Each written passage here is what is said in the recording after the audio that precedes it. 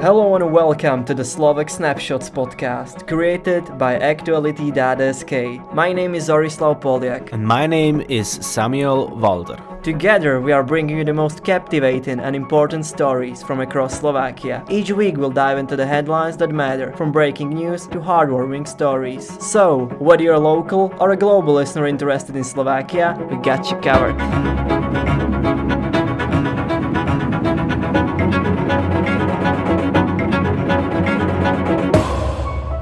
It is January 27th and you are listening to the Slovak Snapshots podcast. Robert Fico's tour de Europe. The Slovak Prime Minister recently made 3 foreign trips, starting with Hungary, where he met his closest ally, Prime Minister Viktor Orbán. Viktor Orbán thanked Robert Fico for Slovak police assistance at Hungary's borders and hinted that Hungary has been happy to contribute to the protection of Slovakia's airspace. Dear Robert, thank you for your help with migrants, and I ask you to continue to help us in this way, Orbán said. The two prime ministers discussed business structures, energy self-sufficiency, and nuclear power's role in it. Fico opposed European Union proposals to penalize Hungary for sovereignty issues. In his own words, he doesn't agree that a member state should be punished for fighting for its sovereignty and national interests. He stressed that such a move would require a unanimous decision in the European Union, but he would never support it as a Prime Minister of the Slovak Republic. The whole visit was very friendly, and Viktor Orbán admitted that he was waiting for this for many years.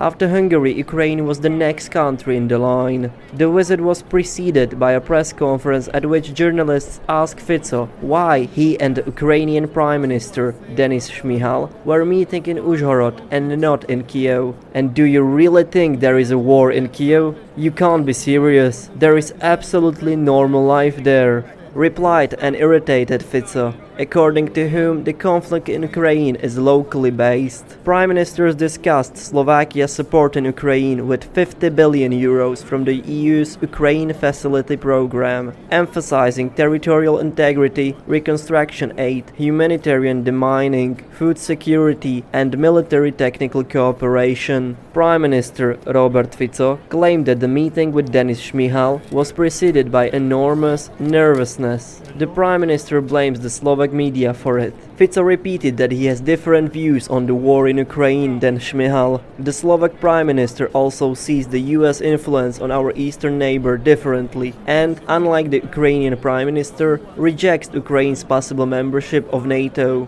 I said that Ukraine should be independent, prosperous and free. Such a Ukraine would be the best, Fico said before flying to Germany, where he met with Chancellor Olaf Scholz.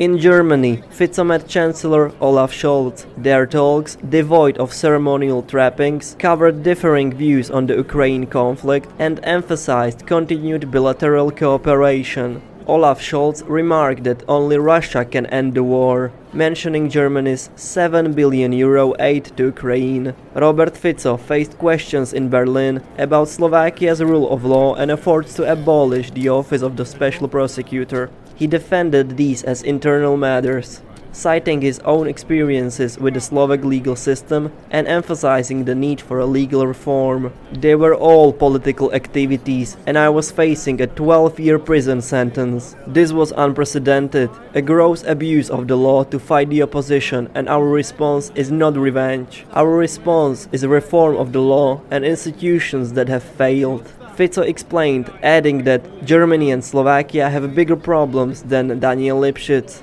When asked about what was happening in Slovakia, Scholz responded diplomatically. It is very important for us that all fundamental states adhere to the Charter of Fundamental Rights, Scholz pointed out. Parliament will attempt to remove the culture minister from the office.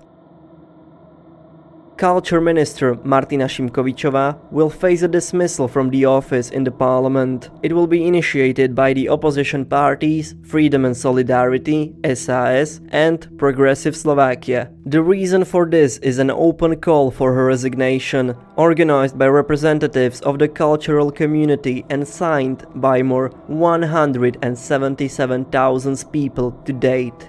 They accuse the minister of unsystematic, destructive and non-transparent activities. More people signed the petition than there were voters of Martina Šimkovičová or the Slovak National Party. According to the Freedom and Solidarity Party, Šimkovičová is dividing society with her discriminatory and homophobic statements. Together with Progressive Slovakia, we will submit a motion for the dismissal of Culture Minister Šimkovičová, said Mária Kolíková of SAS. She believes it's crucial that artists feel free. The Slovakia movement also confirmed its support for the no confidence motion. Mrs. Šimkovičová has been disgracing and devastating culture since the first day she took the office. She behaves like an autocrat. She has managed to make us an international disgrace, both in Czech Republic and in Austria, and she continues to conspire in the disinformation media. This is not what our culture deserves, said Michal Šípoš from the Slovakia movement.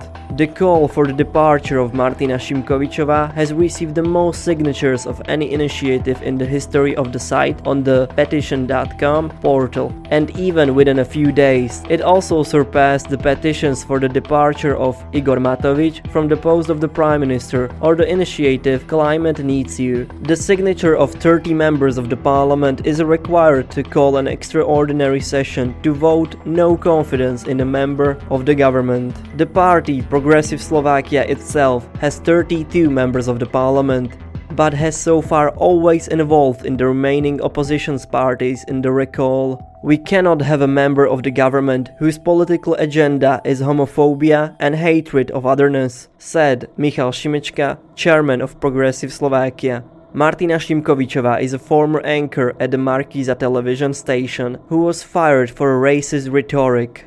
She later went on to host the fishy and conspiratorial TV Slovan together with Peter Kotlár, who we informed you last week had been tasked with investigating the management of the COVID-19 pandemic. As a presenting duo, they had no shortage of racist and homophobic talks and conspiracy theories.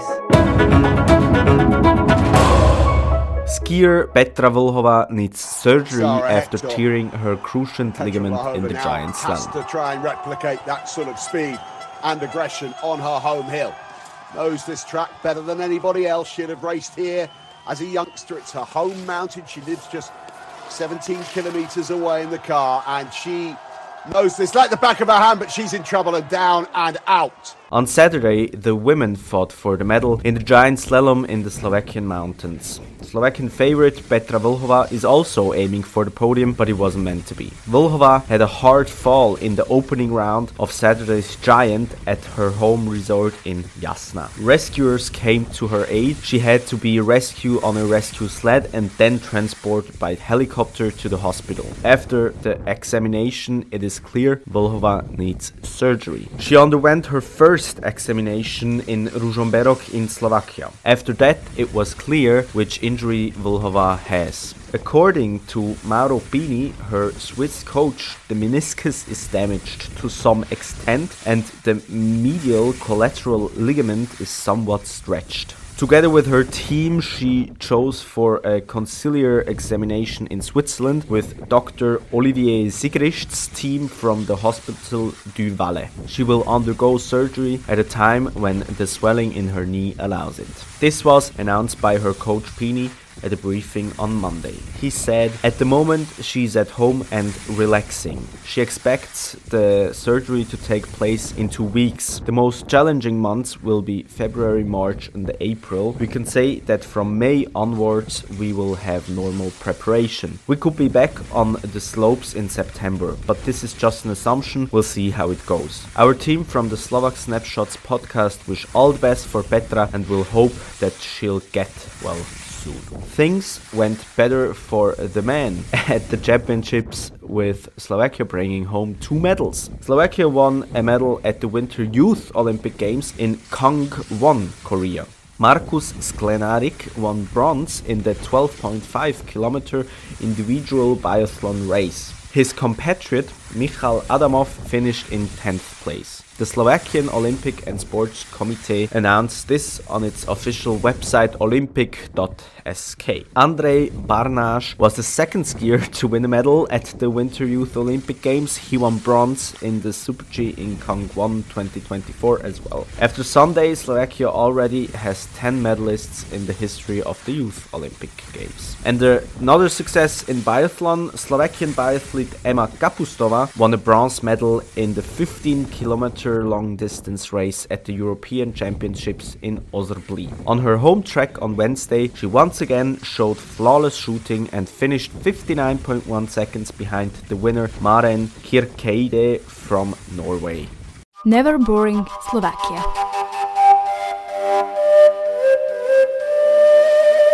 Did you know that the world-famous artist Andy Warhol comes from Slovakia? His parents were immigrants from the Austro-Hungarian village of Mikova. In the neighboring town of Medzilaborce, you can also find the Andy Warhol Museum of Modern Art.